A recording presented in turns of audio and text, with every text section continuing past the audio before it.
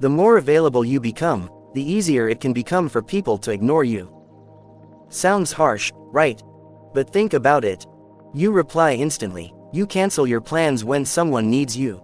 You always say yes. You make yourself available whenever they call. And somehow, the more you give, the less they seem to value it.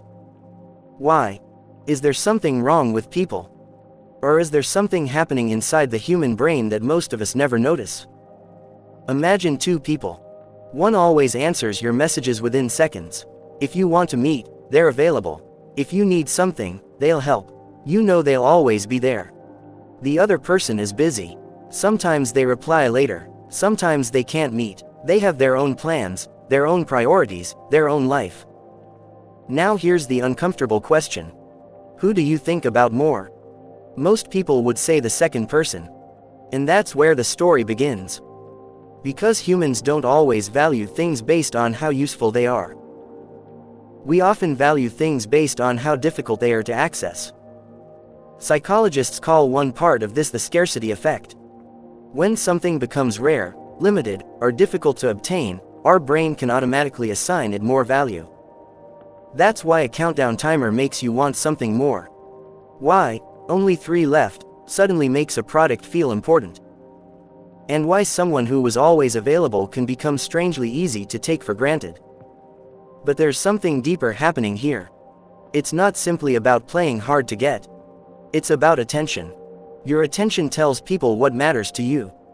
If you constantly drop everything for someone else, you may unintentionally communicate something very different from what you intended. You may be saying, "My life can wait for you."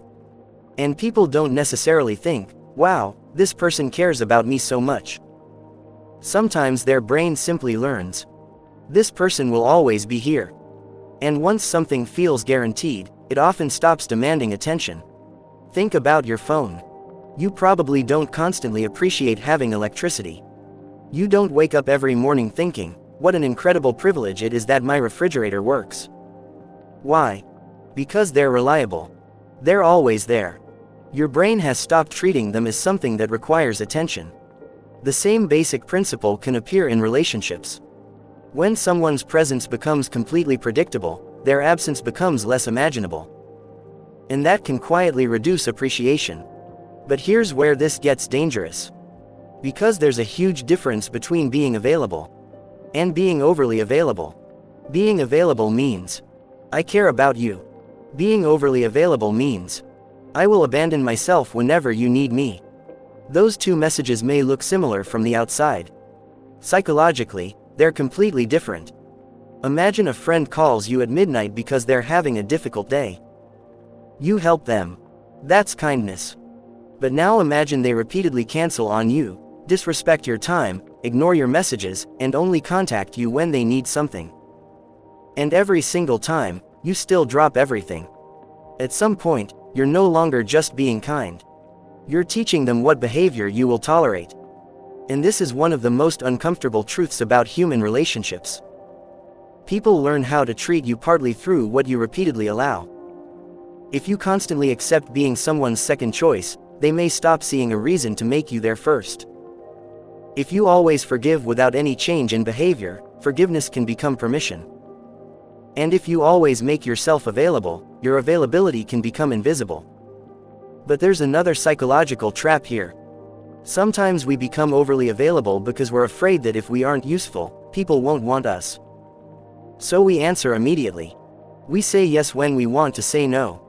We constantly check whether someone has replied. We worry that taking a little space will make them lose interest. And underneath all of that is one frightening belief. If I stop giving, maybe they'll stop choosing me. So we keep giving. More attention. More time. More reassurance. More chances. Until the relationship becomes unbalanced. And ironically, the fear of losing someone can cause us to behave in ways that make the relationship less healthy. Because real connection doesn't require you to constantly prove your value. Think about the people you genuinely respect. Do you respect them because they are always available? Probably not. You respect them because they have something of their own. Their own opinions. Their own boundaries. Their own interests. Their own direction. They can care about you deeply without making you the center of their entire existence. And that creates something powerful. Respect.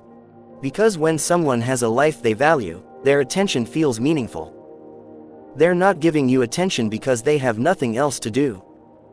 They're giving it because they chose to. And chosen attention feels different from unlimited attention.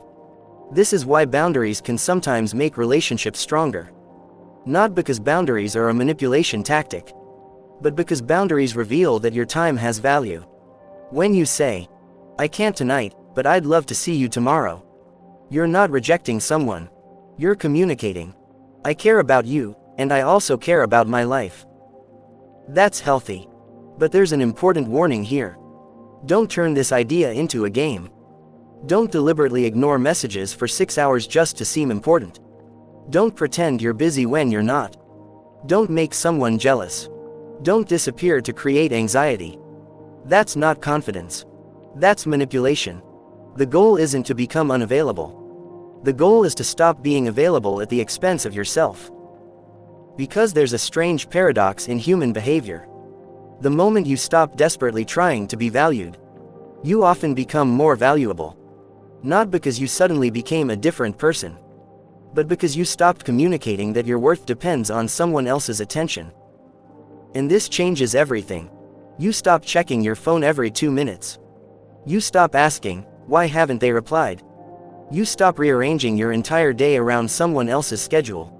You start building a life that doesn't collapse when someone walks away. And something interesting happens. The people who genuinely value you usually come closer. And the people who only valued your availability may slowly disappear. At first, that can hurt. Because losing someone's attention can feel like losing your value.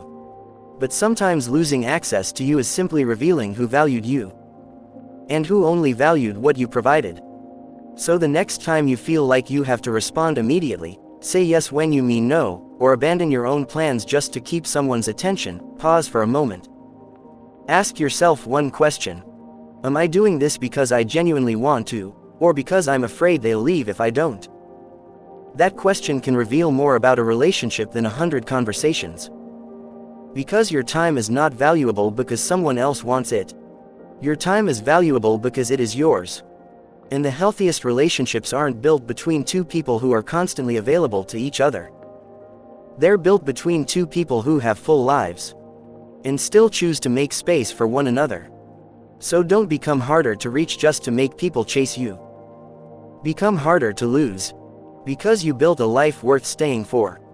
And maybe the person you need to stop being endlessly available to isn't someone else. Maybe it's the version of you that keeps abandoning yourself just to be chosen.